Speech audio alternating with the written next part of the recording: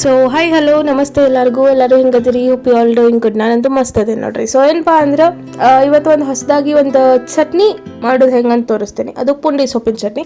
ನೀವು ಪಲ್ಯ ಮಾಡಿರ್ತೀರಿ ಬಟ್ ಚಟ್ನಿ ಮಾಡಿರಲ್ಲ. ಸೊ ಬರೀ ಹೆಂಗಂತ ತೋರಿಸ್ತೀನಿ. ನಾನಿಲ್ಲಿ ಪುಂಡಿ ಸೊಪ್ಪನ್ನು ತೊಳೆದಿಟ್ಕೊಂಡಿದ್ದೀನಿ, ಸ್ವಚ್ಛಕ್ಕೆ ತೊಳೆದಿಟ್ಕೊಂಡಿದ್ದೀನಿ ಕ್ಲೀನಾಗಿ. ಒಂದು 2-3 ಬೆಳ್ಳುಳ್ಳಿ, ಒಂದು 4-5 ಮೆಣಸಿನ್ಕಾಯಿ, ಕೊತ್ತಂಬರಿ ಸೊಪ್ಪು ಸೈಡಿಗೆ ಇಟ್ಕೊಂಡು ಇಲ್ಲೊಂದು ಪ್ಯಾನ್ ಇಟ್ಕೊಂಡಿನಿ. ಈ ಪ್ಯಾನಿಗೆ ನಾನಿಲ್ಲಿ ಒಂದು 2 ಸ್ಪೂನಷ್ಟು ಕಡಲೆಬೇಳೆನ ಹಾಕತ್ತೇನೆ.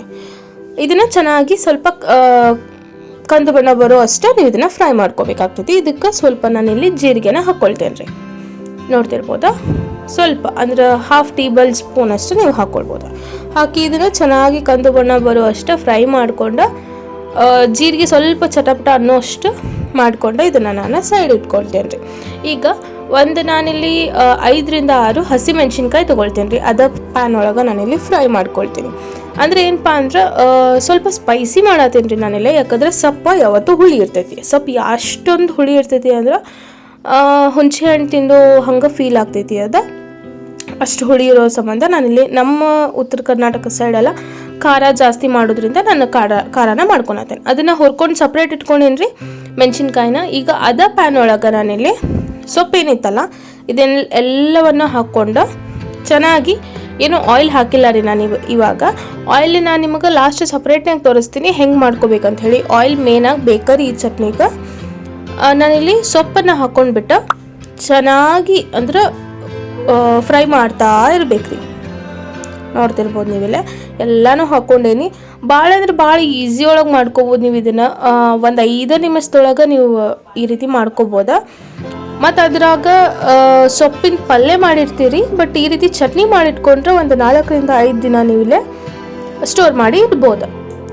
ನೀವು ಹೊರಗಡೆ ಇರ್ತೀರ ಅಂದ್ರೆ 3-4 ದಿನ, ಇಲ್ಲ ಫ್ರಿಜ್ಜಲ್ಲಿ ಇರ್ತೀರ ಅಂದ್ರೆ ಆಲ್ಮೋಸ್ಟ್ 1 ವೀಕ್ ಇಡ್ಬೋದು. ನೋಡ್ತಿರ್ಬೋದು ಎಷ್ಟೊಂದು ಸೊಪ್ಪಿತ್ತಲ್ಲ ಇಷ್ಟ ಆಗಿದೆ. ಈ ರೀತಿ ಫ್ರೈ ಮಾಡ್ಕೊಂಡ್ರೆ ಅದು ನೀರು ಬಿಡೋದಕ್ಕೆ ಶುರು ಆಗುತ್ತೆ. ಬಟ್ ನೀವು ಇಲ್ಲೇ ನೀರು ತೆಗ್ದಾದ್ರೂ ಮಾಡ್ಕೋಬೋದ. ನಂಗೆ ಹುಳಿ ಇರಲಿ ಅಂತ ಹೇಳಿ ನಾನು ನೀರು ತೆಗ್ದಿಲ್ಲ ರೀ. ಅಂದ್ರೆ ಈ ರೀತಿ ಕೆಲವೊಬ್ರೆ ಜಾಸ್ತಿ ಹುಳಿ ಬೇಡ ಅಂತೇಳಿ ತೆಗಿತಾರ. ನಾನು ಹಂಗೆ ಬಿಟ್ಟೇನಿ. ನಾನಿಲ್ಲಿ ಒಂದು ಮಿಕ್ಸರ್ ಜಾರ್ ತೊಗೊಂಡೆ. ಅದಕ್ಕೆ ಹುರಿದಿಟ್ಕೊಂಡಿರೋವಂಥದ್ದು ಏನಿತ್ತಲ್ಲ ಮೆಣಸಿನ್ಕಾಯಿ, ಜೀರಿಗೆ, ಕಡಲೆಬೇಳೆ, 3-4 ಬೆಳ್ಳುಳ್ಳಿ ಮತ್ತು ಕೊತ್ತಂಬರಿ ಸೊಪ್ಪನ್ನು ಇಲ್ಲಿ ಹಾಕೊಳತ್ತೀನಿ. ಈಗೇನಪ್ಪ ಅಂದ್ರೆ ಮೇನಾಗಿ ಇಲ್ಲಿ ನಾನು ಡೈರೆಕ್ಟ್ ಸೊಪ್ಪನ್ನು ಹಾಕ್ಕೊಳ್ತಾ ಇದ್ದೀನಿ ರೀ. ಭಾಳ ಈಸಿಯಾಗಿ ಮಾಡ್ಕೋಬೋದು. ಇದನ್ನು ಒಂದ್ಸಲ ಟ್ರೈ ಮಾಡಿ ನೋಡಿರಿ ಪ್ಲೀಸ್. ನನಗೂ ಕಮೆಂಟ್ಸ್ ಮೂಲಕ ತಿಳಿಸ್ರಿ ಟ್ರೈ ಮಾಡಿದ್ದಾದ್ಮೇಲೆ ಹೆಂಗೆ ಬಂತಂಥೇಳಿ. ನಾನು ಎಲ್ಲವನ್ನು ಸೊಪ್ಪೇನಿತ್ತಲ್ಲ ಎಲ್ಲವನ್ನು ಹಾಕ್ಕೊಳ್ತಾ ಇದ್ದೀನಿ. ನಿಮ್ಗೆ ಹುಳಿ ಬೇಡ ಅಂದರೆ ನಾನು ಹೇಳ್ದಂಗೆ ನೀವು ಸೊಪ್ಪೊಳಗಿರೋ ನೀರನ್ನು ತಕ್ಕೊಳ್ಬೋದು ರೀ. ಸೊ ನಾನಿಲ್ಲಿ ರುಚಿಗೆ ತಕ್ಕಷ್ಟು ಉಪ್ಪು ಮತ್ತು ಅರಿಶಿಣದ ಪುಡಿಯನ್ನು ನಾನಿಲ್ಲಿ ಹಾಕ್ತಾ ಇದ್ದೀನಿ.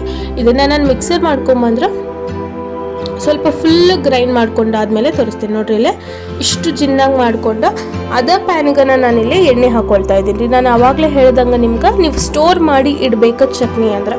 ಇವಾಗ ಯಾವುದೋ ಚಟ್ನಿ ಆಗಲಿ ನೀವು ಸ್ಟೋರ್ ಮಾಡಿ ಇಡಬೇಕು ಅಂದ್ರೆ ಒಂದು ಹುಳಿ ಇರಬೇಕ್ರಿ, ಮತ್ತು ಅದಕ್ಕೆ ನಾವು ಜಾಸ್ತಿ ಎಣ್ಣೆ ಹಾಕಿರ್ಬೇಕು. ನಾನಿಲ್ಲಿ ಜಾಸ್ತಿ ಅಂದ್ರೆ ಅಷ್ಟೊಂದು ಜಾಸ್ತಿ ಏನು ಹಾಕಿಲ್ಲ. ಒಂದು 3 ಟೇಬಲ್ ಸ್ಪೂನ್ ಅಷ್ಟು ಎಣ್ಣೆ ಹಾಕ್ಕೊಂಡು ಅದಕ್ಕೆ ನಾನಿಲ್ಲಿ ಒಗ್ಗರಣೆ ಕೊಟ್ಕೊಳ್ತೀನಿ. ಜೀರಿಗೆ ಮತ್ತು ಸಾಸಿವೆನ ಹಾಕ್ಕೊಳ್ತೀನಿ ರೀ. ಆಲ್ಮೋಸ್ಟ್ ನೀವು ಈ ರೀತಿ ಮಾಡ್ಕೊಂಡ್ರೆ ನಿಮಗೆ ಸ್ಟೋರ್ ಮಾಡಿಟ್ಕೊಳ್ಳೋದಕ್ಕೆ ಈಸಿ ಆಗ್ತೈತಿ. ನೀವು ಸಪ್ರೇಟ್ ಫ್ರಿಜ್ ಇಲ್ಲ ಅಂದ್ರೂ ನೀವು ಹಂಗೆ 4-5 ದಿನ ನೀವು ಇಟ್ಕೋಬೋದು.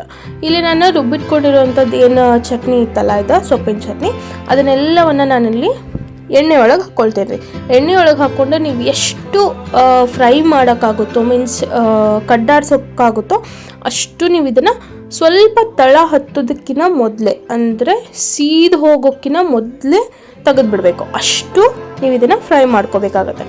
ಇಷ್ಟು ಟೇಸ್ಟ್ ಕೊಡುತ್ತಂದ್ರಿ. ನಾವು ಹಂಗೆ ನೋಡಿದ್ರೆ ಫುಲ್ ಫ್ರೈ ಮಾಡ್ಕೊಂಡು ನೋಡ್ತಿರ್ಬೋದು ನೀವು, ಕೆಳಗಡೆ ಸ್ವಲ್ಪ ಹತ್ತಾತೈತಿ. ಸೊ ದಟ್ ನಾವು ಅದನ್ನು ಇವಾಗ ತಕ್ಕೋಬೇಕಂತ ಗೊತ್ತಾಗ್ಬಿಡತ್ರಿ. ಅಂದ್ರೆ ರುಚಿನ ಜಾಸ್ತಿ ಕೊಡ್ತೈತಿ. ಎಣ್ಣೆ ಎಷ್ಟು ಇರ್ತೈತಿ ಅಷ್ಟು ನೀವು ಇದನ್ನು ಸ್ಟೋರ್ ಮಾಡಿ ಕೂಡ ಇಡ್ಬೋದು. ಸೊ ಭಾಳ ರುಚಿಯಾಗಿರ್ತೈತಿ. ಟ್ರೈ ಮಾಡಿ ನೋಡಿರಿ ಒಂದ್ಸಲ. ಕಮೆಂಟ್ ಮೂಲಕ ತಿಳಿಸ್ರಿ ನನಗೂ ಪ್ಲೀಸ್. ನಮಗೂ ಸಪೋರ್ಟ್ ಮಾಡಿರಿ, ಸಬ್ಸ್ಕ್ರೈಬ್ ಮಾಡ್ಕೊರಿ. ಆ್ಯಂಡ್ ಈ ವಿಡಿಯೋ ಹೆಂಗಿತ್ತಂತ ಹೇಳ್ರಿ. ಇದನ್ನು ಬಿಸಿ ಅನ್ನದ ಜೊತೆ ಮತ್ತು ಚಪಾತಿ ರೊಟ್ಟಿ ಜೊತೆ ನೀವು ಇದನ್ನು ತಿನ್ಬೋದು. ಫೈನಲ್ ಆಗಿ ನೋಡ್ತಿರ್ಬೋದ, ನಾವಿಲ್ಲಿ ಕಡಕ್ ರೊಟ್ಟಿ ಜೊತೆ ಭಾಳ ತಿಂತಿರ್ತೀವಿ. ನೋಡ್ತಿರ್ಬೋದ ಕಡಕ್ ರೊಟ್ಟಿ, ಚಪಾತಿ ಎಲ್ಲದ್ರ ಜೊತೆ ತಿನ್ಬೋದು.